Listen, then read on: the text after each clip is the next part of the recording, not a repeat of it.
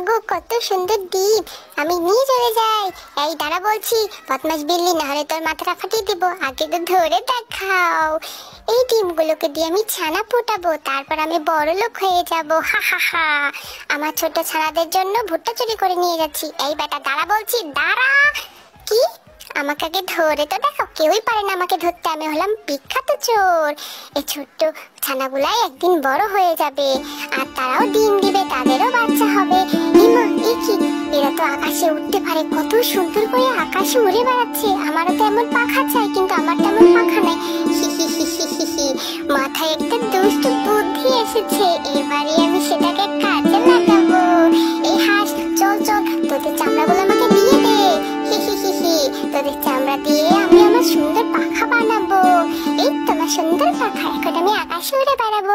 আকাশে বাতাসে চল সাথে উড়ে চল, হাই হা।